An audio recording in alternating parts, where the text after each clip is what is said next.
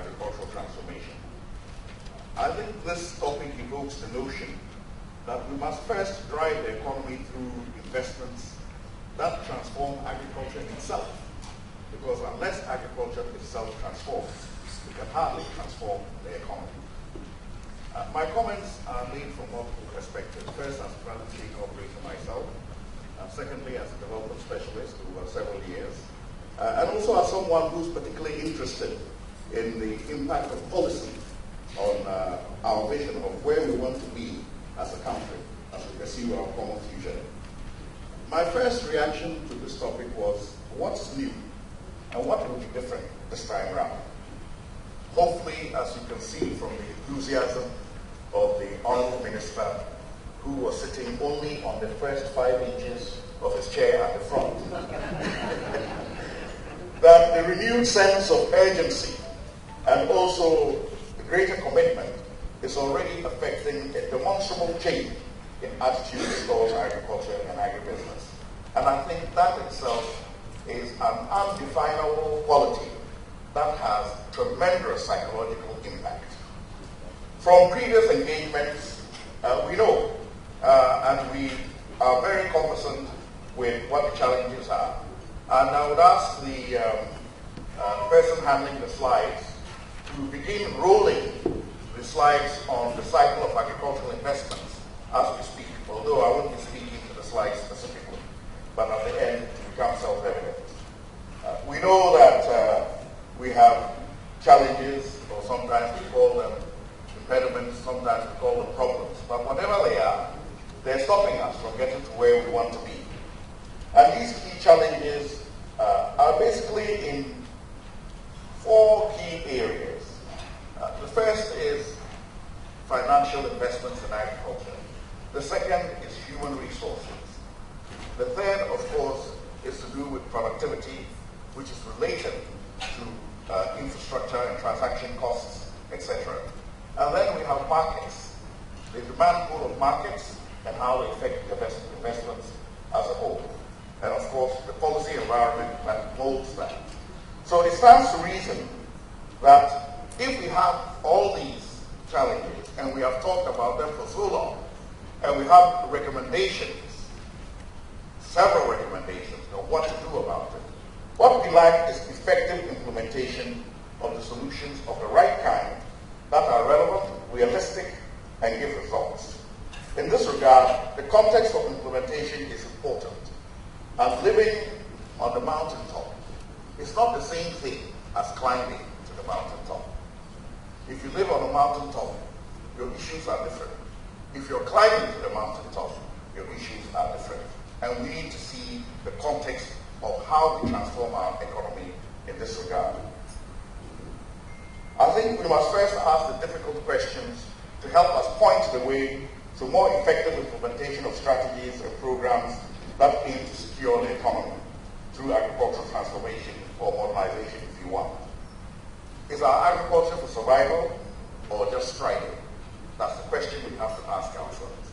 If we want to transform the economy through agriculture, is that going to be the kind of agriculture which is just survival, or is it actually going to be a thriving agriculture? Of course, it has to be a thriving agriculture, which means our approach to it must be different. Will the farmers continue to be the same? Of course not. We cannot continue on the basis of having only small-scale farmers. There has to be that evolution from small to medium and large-scale commercial farmers. If that evolution is not taking place, then the transformation is not taking place. And that also determines how much we invest in each category of farmer. I think sometimes we focus only on the small-scale farmers to the exclusion of the medium and large commercial scale farmers. We also need to know what is the kind of funding that we need for agriculture. When you hear people talk, it's as if finance and funding are not important in agriculture. There's plenty of it which is available. Well, you can live in water and still die of thirst. The key thing is the right kind of financing to go with the agricultural cycle. We all know that agriculture is a long-term investment, And we also know that the interest rates for agriculture need to be low. In fact, in many countries where agriculture is stable and efficient, etc., the interest rates are not more than 2 digits. But what do we see here? Often operating at 22%, 25% if you're lucky, and sometimes up to 35%. And if you're unlucky and you go into small, high interest lending, you can get up to 54%. I don't know what kind of crop you're growing, but I suspect it's highly illegal.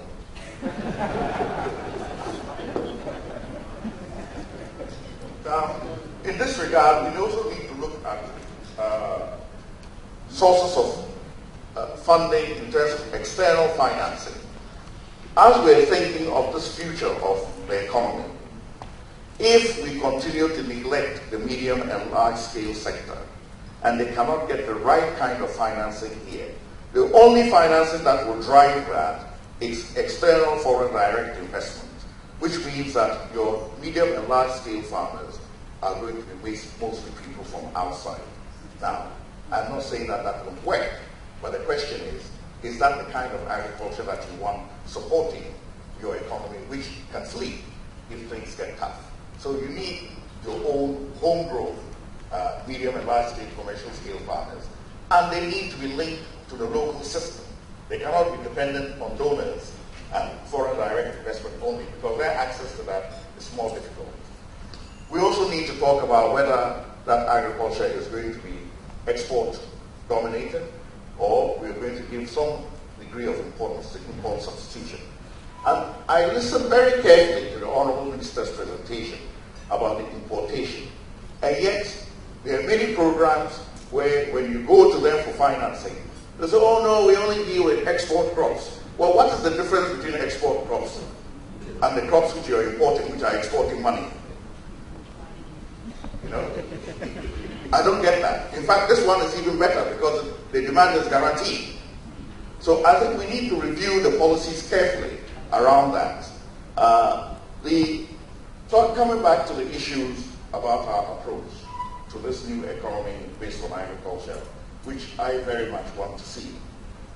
The public sector must go beyond empowering or creating an enabling environment to empowering private sector through more effective and efficient facilitation mechanisms that are relevant from relevant institutions. And I say this because it's all too easy to say we're creating an enabling environment. But you know, enabling environment can mean anything.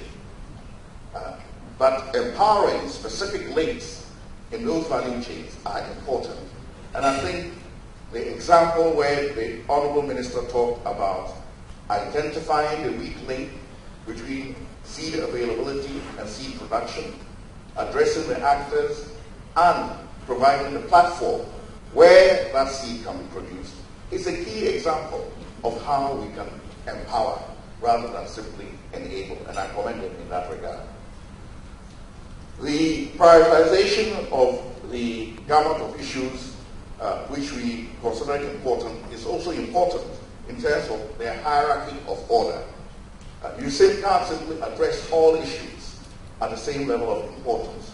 We've talked about the critical limiting issues, financial, we've talked about technological, human resource markets and trade, and of course, national food security is also part of this, because food security, national security is contingent on food security and employment. So we have to think about it in the long term in that regard. On the financial side, I can easily say that money is the most expensive commodity constraining investments in agriculture in Ghana right now, and it is difficult and tortuous to access. It is the case simply because we don't have a separate window for agricultural lending. If you go to the governor's office, the central bank, they have only one window, and that's for commercial lending. You cannot ask the bankers to continue to lend a sector with such high risk, long-term demands, and when in fact, their source of money is short-term and high interest rates. What magic are you expecting them to perform? So we have to look at that fundamentally right from the source of the central bank. That is why it's important that we look at things like ESA and how it comes on board to limit the risk on banks. But beyond just limiting the risk, we have to look at how we leverage other investments. I'm sure Mr. Minister will tell you that he has several agricultural colleges, land and equipment and many things which are under his ambit. Is there a way of leveraging these against a fund like ESL, which will increase the amount of money that can be applied to specific investments? Mr. Sakara, our time is... Okay. Well, I will simply, and let me conclude by making, I was going to deal with the technological and the other issues, but let me just say that from the point of view of anchoring agricultural productivity to increase its contribution to the economy, we have to remember one thing and one thing only. And it's something which I have remembered throughout my professional life. When I was employed, I was asked to come to the office to see Dr. Norman Borlaug, who was a Nobel Peace Laureate in Mexico. And he looked at me and he said, the problem with you young PhDs is that you think your sophisticated minds are what agriculture needs and what drives agriculture. But I want to tell you one thing before you go out to the world. He said, it is true that most farmers are not highly educated. It is also true that most small-scale farmers are illiterate. He says, but in my 40 years of working with small-scale farmers, I never met one who didn't know how to count money. Thank you. Thank you very much, Dr. Abu Sakara.